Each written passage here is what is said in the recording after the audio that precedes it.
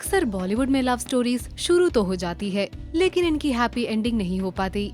ऐसी ही एक love story थी बॉलीवुड के खलनायक संजय दत्त और माधुरी दीक्षित की। करण जौहर 25 सालों बाद इस आइकॉनिक जोड़ी को एक बार फिर बड़े पर्दे पर लेकर आए हैं फिल्म कलंक के जरिए। अब आपको बताते हैं इन दोनों एक्स लवर्स के बारे में 10 अनजाने और अनसुने फैक्ट्स।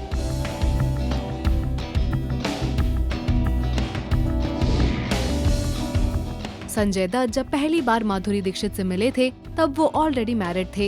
ये वो दौर था जब संजय दत्त की बीवी ऋचा शर्मा कैंसर से जूझ रही थी और इसका इलाज करवाने वो न्यूयॉर्क गई थी।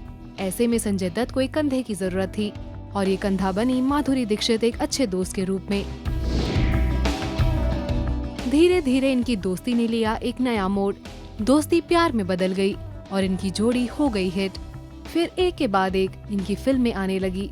खतरों के खिलाड़ी, इलाका, कानून अपना अपना, थानेदार, साजन, खलनायक, साहिबा, महानता और भी है ऐसी कई सारी फिल्में जिसके जरिए इनकी केमिस्ट्री लोगों को और झलक कर दिख रही थी। इन दोनों के बारे में खबरें वायरल फिल्म साजन के बाद होने लगी। लोगों ने ये तक कहना शुरू कर दिया था कि संजय दत्त अपनी बीवी को छोड़ देंगे माधुरी के लिए। इस बात को क्लियर करते हुए सुभाष घाई ने कहा था कि संजय दत्त कभी माधुरी से शादी नहीं करेंगे। लेकिन सुभाष घाई के इन बातों को झूठा ठहराया संजय दत्त ने।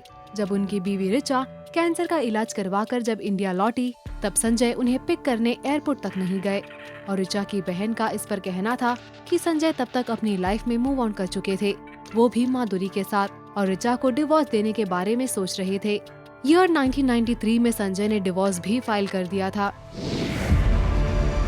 लेकिन इसी साल संजय दत्त की प्यार की कहानी में लग गया टाड़ा का ग्रहण। इलीगल वेपन्स को रखने के सिलसिले में संजय दत्त को अरेस्ट किया गया। ये वो वक्त था जब महानता फिल्म की शूटिंग चल रही थी, लेकिन बीच में ही संजय दत्त को जेल जाना पड़ा। संजय दत्त को यकीन था कि चाहे कुछ भी हो जाए माधुरी इनका साथ नहीं छोड़ेंगी। इनफैक्ट जब पहली बार संजय को जेल से बेल मिली थी तब एक सोर्स ने कंफर्म किया था कि माधुरी ने इस खुशी में मिठाई बांटी थी।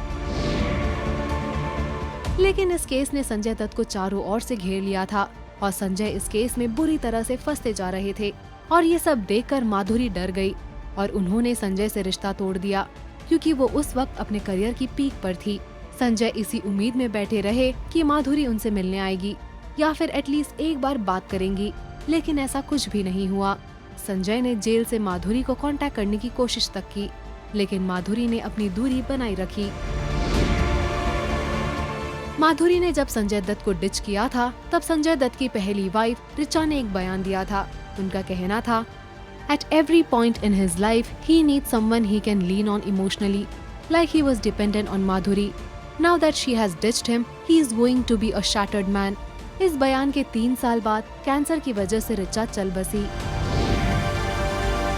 इस केस के सिलसिले में जब माधुरी से भी पुलिस ने पूछताछ करना शुरू किया तब माधुरी ने कह दिया कि संजय दत्त सिर्फ उनके को स्टार है और कि उनके बीच कभी कोई अफेयर था ही नहीं। और इस बात की खबर जब संजय दत्त के कानों में पड़ी तब उनका दिल टूट गया।